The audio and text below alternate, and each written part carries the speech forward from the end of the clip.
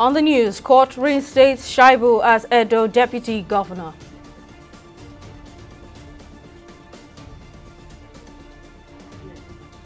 NLC threatens 30-day strike, alleges plan to decentralize minimum wage.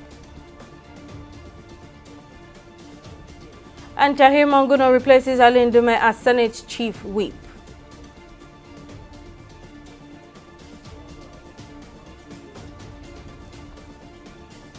Thank you for joining us on News Now. I'm Simisola Ajigun.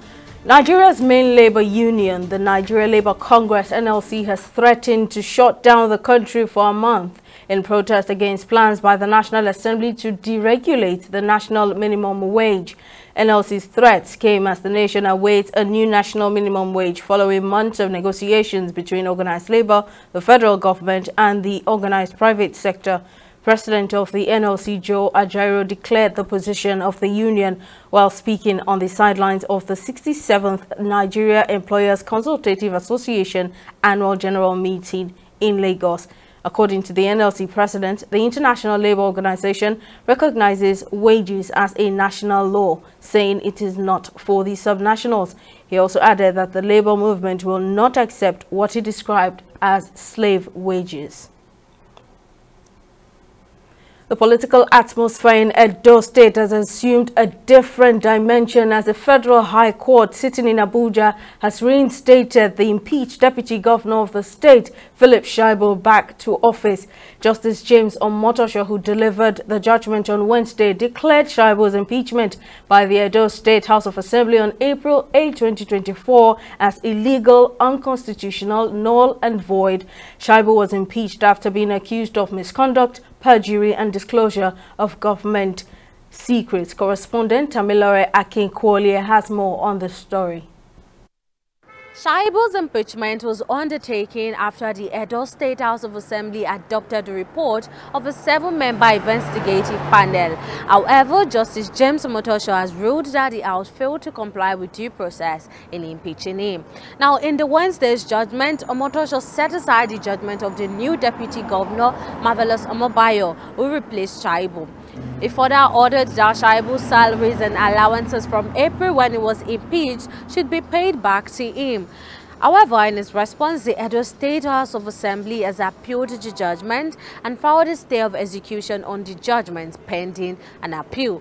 Now, in another judgment, Justice James Omotosho has dismissed the suit by the impeached Deputy Governor of Edo State, Philip Shaibu, and others, seeking to void Asue Ighodalo's nomination as the candidate of the People's Democratic Party (PDP) in the forthcoming governorship election in Edo State. Justice James Omotosho held that the suit which challenged Ighodalo's qualification because he allegedly forged his voter's card was statute barred, adding that Shaibu lacked the right to challenge the primary that produced Ighodalo, having not participated in the exercise.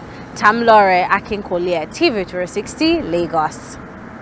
A legal expert, God's Power Egbule, now joins me on the news to discuss this development further. Thank you very much for joining me, Mr. Egbule. Now, quite a number of weighty allegations were leveled against Shaibu, including misconduct, perjury, and disclosure of government secrets. However, the presiding judge of the Federal High Court, that's Justice James Omotosho, has ruled that the move by the Edo State House of Assembly smacked of political vendetta. What are your thoughts on this ruling? Quickly, let me say that since the judgment of the Supreme Court in Enakojo against Adeleke, where the Supreme Court held that impeachment by the House of Assembly should not be used to settle political scores. In other words, it should not be used as a tool of political vendetta. What the court has always done is to intervene in matters of impeachment, not just about the procedure, but also about the weighty nature of the allegations against the holder of that office, which is the governor or the deputy governor.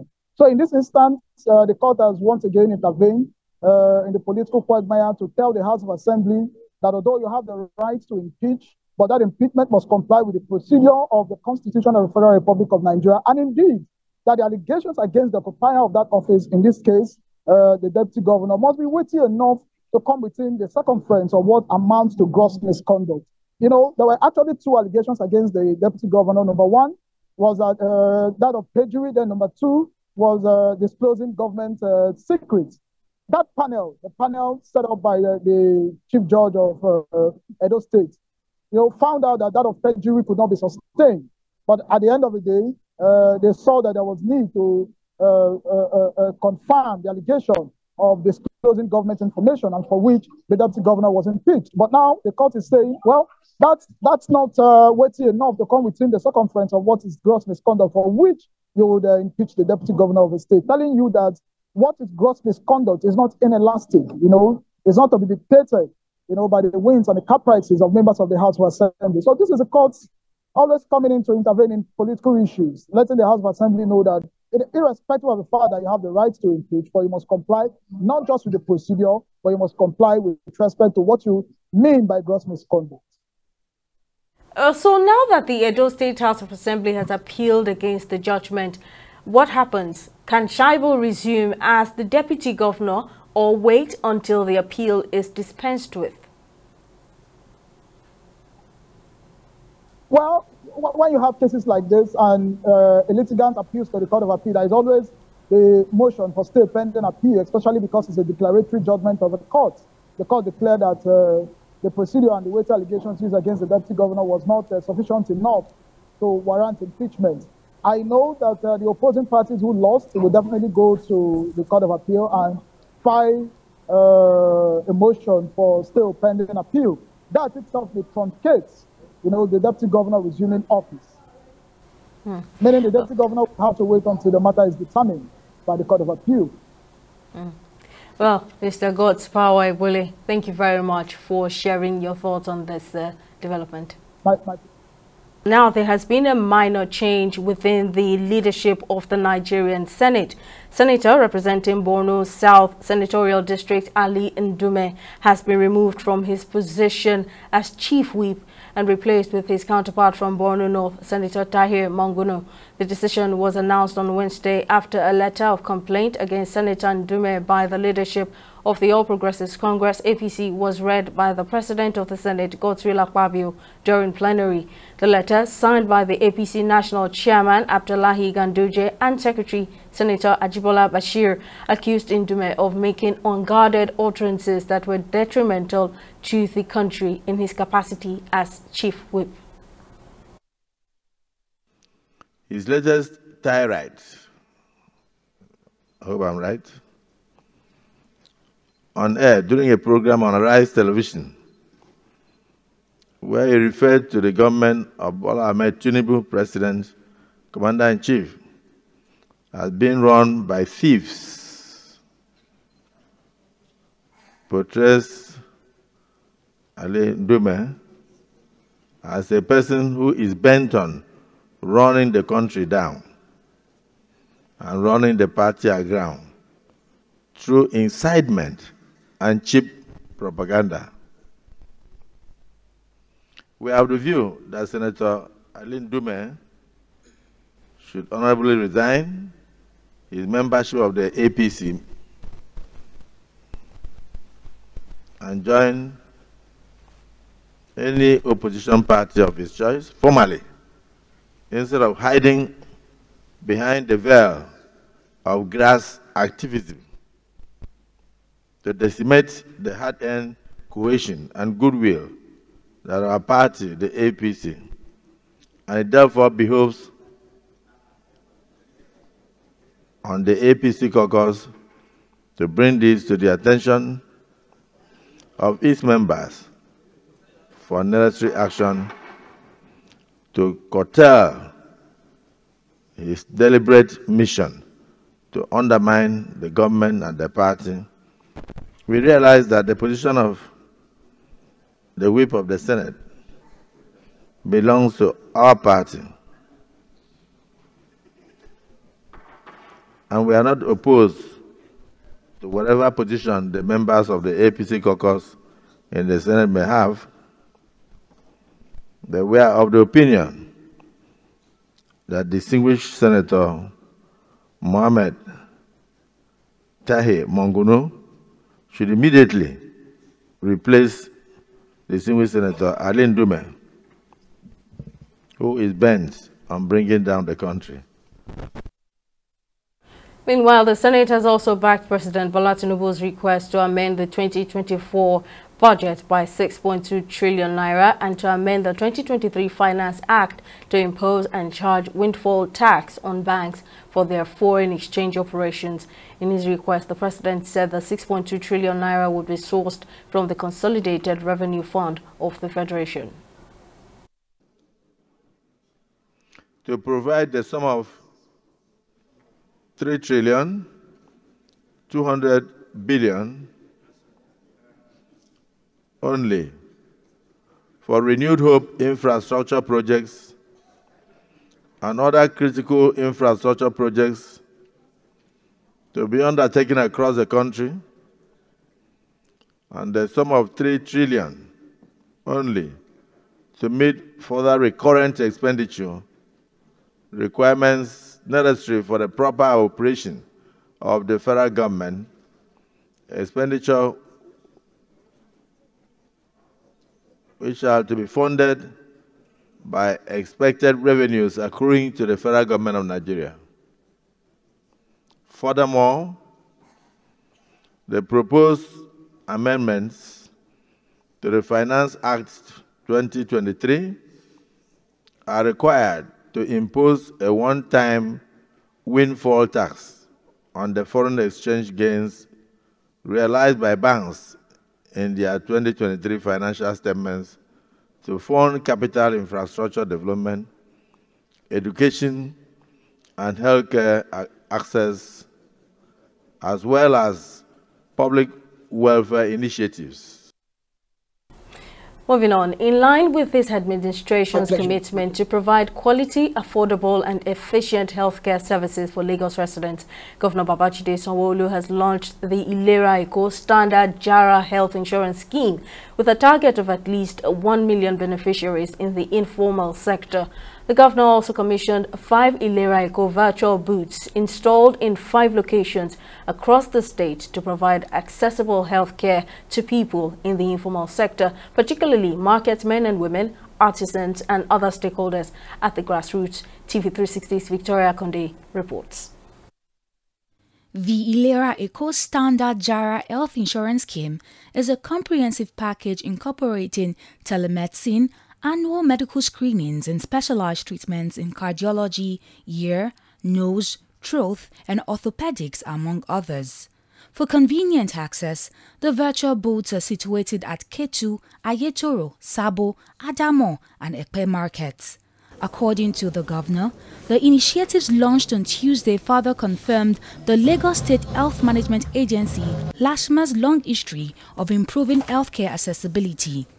He called on the informal sector, which constitutes 70% of the population in Lagos State, to seize the opportunity of the new initiatives and enroll on Ilera Eko in order to reduce out-of-pocket situations and huge payment of medical bills. The enforcement team to handle the implementation of the Lagos Health Insurance Scheme law and the domestication of the National Health Insurance Authority Act has been constituted and they've been well trained. Even though this administration believes more on enlightenment, engagement, and collaborative effort rather than enforcement, the law still stands to be implemented and obeyed. Therefore, vendors, violators of this law will not go unpunished when the enforcement takes its full course. It's only when we get not only the informal sector, everybody also on the private sector, and we as government, working collaboratively and understanding that, it's like economic of scale. That is what will bring additional investment into health coverage, health funding, health spending. But more importantly, it will give a lot more people access to quality health services. And that's what we're seeking to achieve. And it's been done everywhere. So ours cannot be an exception. The special advisor to the governor on health, Oluwakemi Ogunyemi, commended the Sanwo-Olu administration's commitment to the health initiatives, noting that Lagos State places value on the lives and health of its citizens. This resonates with us, especially at the primary health care level, because health has to get closer to the people. This innovation is a promise to our artisans, market men and women, transport unions, and other Lagos residents that their health is important to the government. Through this initiative, Lagos is taking decisive steps to improve the health of our residents, irrespective of their tribe, culture, or socio-economic status. A total of 300 virtual booths are being proposed across the state to take care of the people at the grassroots. Addressing newsmen, some officials of LASHMA say the new initiatives are to ensure that more residents have access to quality and affordable health care. You want to do an X-ray, you need diagnostic or laboratory services, we cover you. You can have dental care, so scaling and polishing, remove tooth extraction, dental X-rays under the skin. You can get glasses, for instance. You can get cancer care up to 1 million if you've been on the plan for 2 years. People should not wait for them to be sick before they seek help, and there is availability of adequate, affordable health care provided by Lagos State government through the LASHMA insurance plan. For his efforts towards ensuring inclusive healthcare in Lagos, Governor Sanwo-Olu was decorated as the Grand Ambassador of Universal Health Coverage in Lagos. His deputy, Obafemi Amzat, was also decorated as Ambassador for Ilera Eko. The Lagos State government says it will continue to introduce policies and reforms that make healthcare accessible and affordable for the over 20 million residents of the city. Victoria Akonde, TV360 Lagos. We'll take a break here, but still to come, Iran rejects implication of involvement in assassination plot of Donald Trump. Stay with us for details.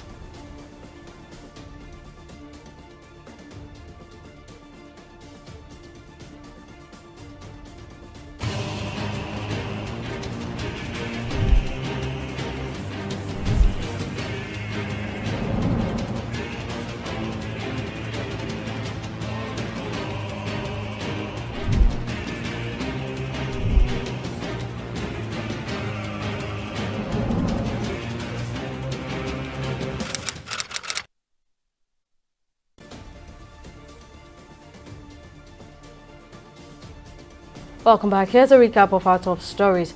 The Nigeria Labour Congress, NLC, has threatened to shut down the country for a month in protest against plans by the National Assembly to deregulate the national minimum wage. President of the NLC, Joe Ajaero, declared the position of the union while speaking on the sidelines of the 67th Nigeria Employers Consultative Association annual general meeting in Lagos. He added that the labour movement will not accept what he described as slave wages. We also told you that the political atmosphere in Edo State has assumed a different dimension as the Federal High Court, sitting in Abuja, has reinstated the impeached Deputy Governor Philip Shaibu back to office. Justice James Omotosho, who delivered the judgment on Wednesday, declared Shaibu's impeachment by the Edo State House of Assembly on April 8, 2024 as illegal, unconstitutional, null and void. In case you missed any of our news bulletins or for more updates, you can catch us on Limex World TV and AVO TV or log on to our website on www.tv360nigeria.com. You can also follow us on our social media platforms on Twitter, Instagram and YouTube at TV360 Nigeria, or download our mobile app on Google Play Store, Huawei App Gallery and Apple Store. On Facebook, we're TV360 Online.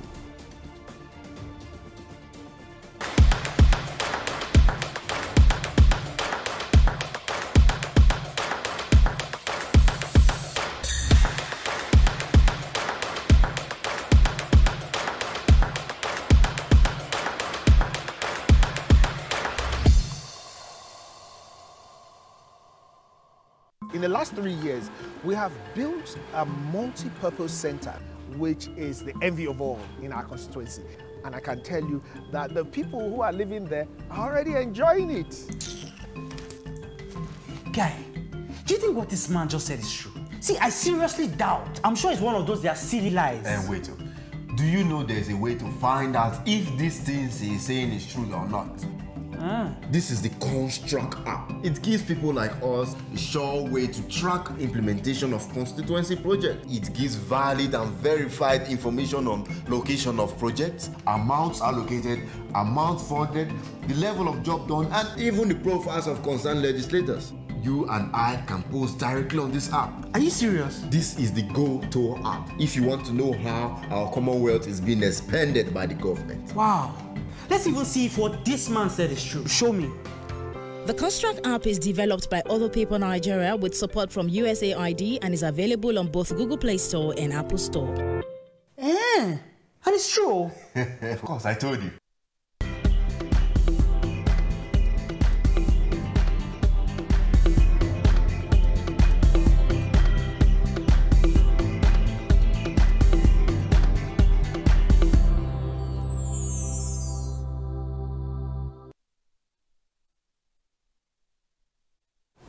Well, let's join Okoyemi Owoseni for more stories in the world of business. What's the latest, Okoyemi?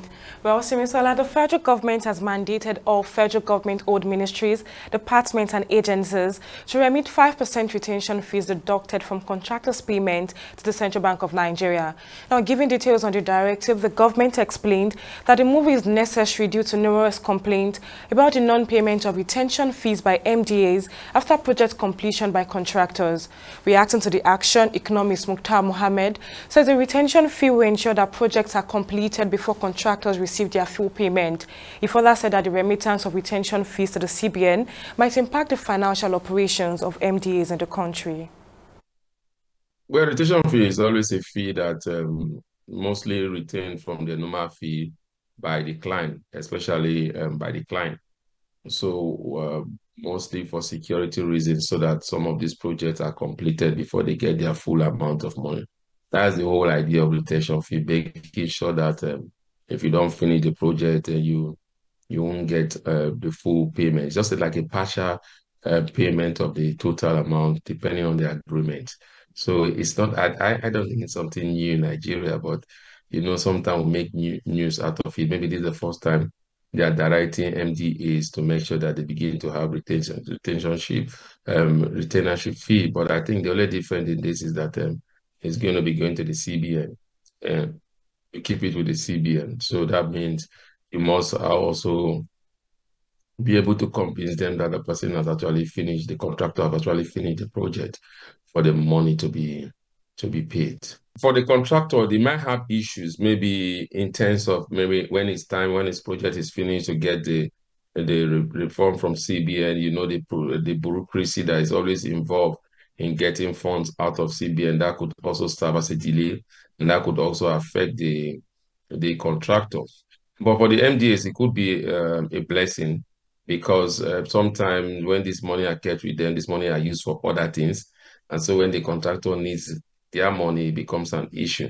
So for the MDAs, it could be a good thing, but for the CBN, I think they won't have to put their house in order, especially if you are doing a project. Some of these MDAs do projects that are equivalent to dollars. Like if you look at the Nigerian Port Authority, NNPC, and others, if they have to do that and they have to keep partial of those money in hard currency with the CBN, maybe FX with the CBN, and then the CBN have used that also to post their reserve, and then they have to collect it. It could also be an issue. But outside of that, I don't think it's so much of a disadvantage to the MDAs. I think it's more or less a disadvantage to the contractors. We'll take a short break and be back with stock market reports.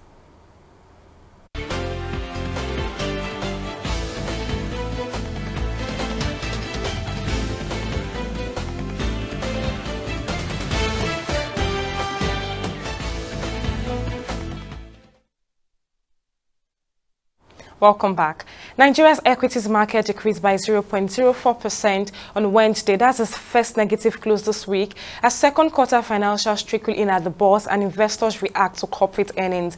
Now, on the losing side, RT Briscoe came out last at an end of the price depreciation of naira 66 kobo. Now, it was followed closely by fruits and cocoa processors.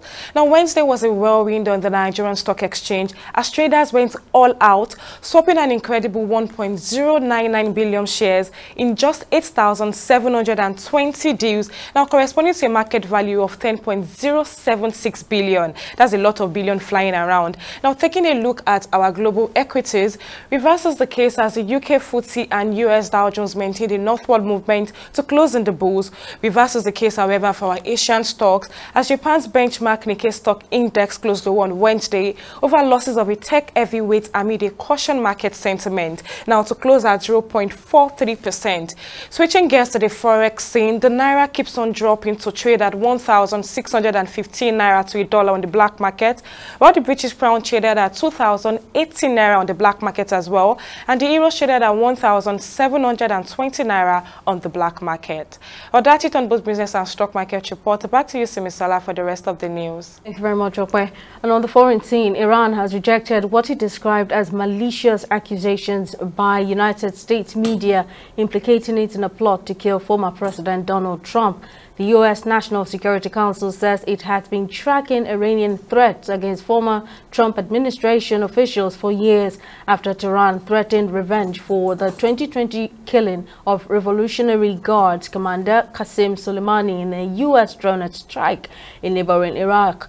Iran's foreign ministry spokesman Nasser Kanani said Iran strongly rejects any involvement in the recent armed attack against Trump, calling the accusations unsubstantiated and malicious. He added, however, that Iran remains determined to prosecute Trump over his direct role in the assassination of General Qasem Soleimani.